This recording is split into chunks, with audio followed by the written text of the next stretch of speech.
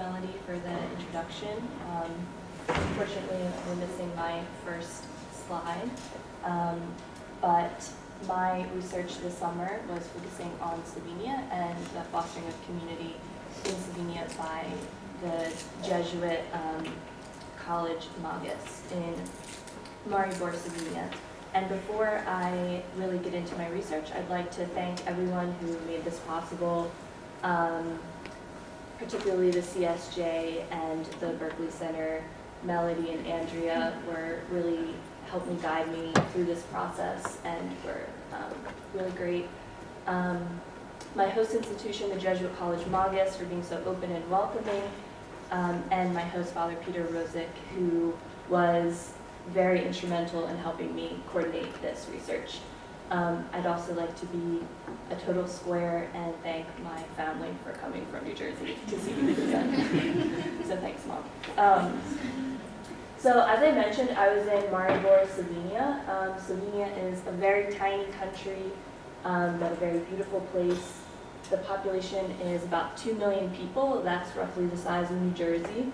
And I was in Maribor, Slovenia, which is 94,000 people. That is actually the second biggest town in Slovenia. In order to fully understand the work that my host institution was doing, it's important to take a step back and look at the background of Slovenia, particularly the history, even as far back as World War II. So in 1941, the Axis powers invaded what was then the Kingdom of Yugoslavia, and in Slovenia there was really a split response.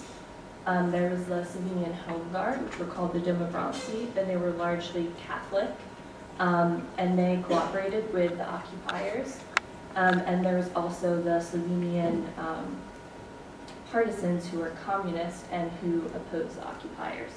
So there's a lot of infighting, World War II, a lot of violence. And then when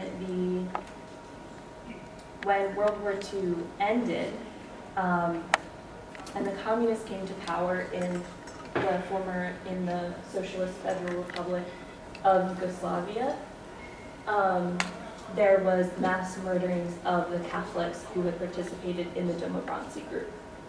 And it's important to, while that seems very far back in time, Slovenia only got their independence in 1991, so that was 25 years ago, and there hasn't been much reconciliation of that fact, of these mass murders.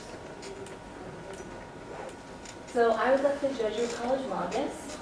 It is a very small, very young institution, founded in October 2015, so it's not even a year old yet. And when I went there, what I was researching was what needs does Magus meet in this community.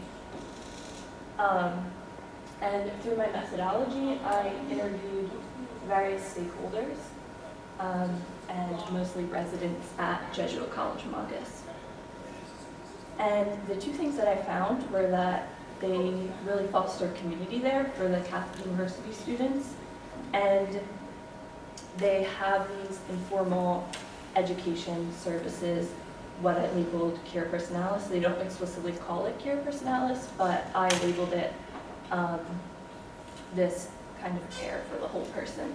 And this is important in the context of Slovenia, because in the Slovenian higher education system, it's a purely academic entity, and they don't have many resources for personal and professional development.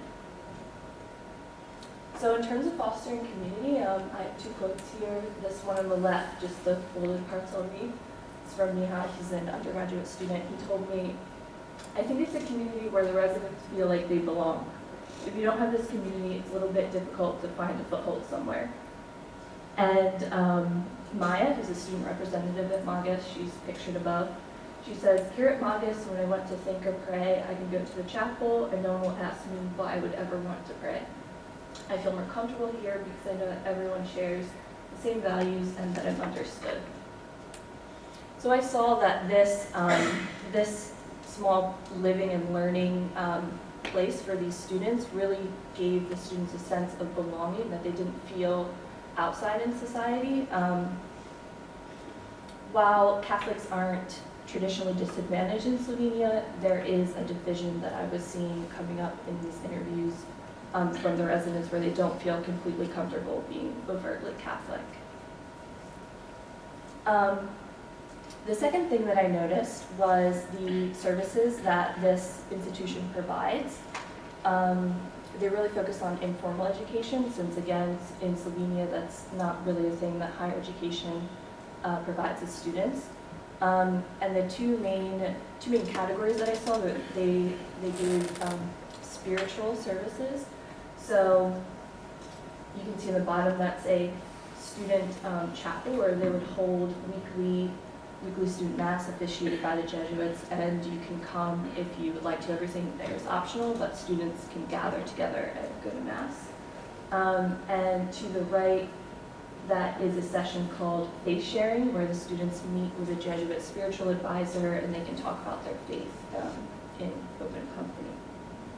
And then the academic services that they provided were more informal, like workshops and lectures, how to write a CV, how to start a business, but those are things that they weren't getting in their universities. And also the founder, my host father, Peter Roslik, he started a tutoring system that is very innovative for Slovenia, because he told me that he had to mediate between the tutors and the tutees. He said they had no concept of what a tutor relationship would look like.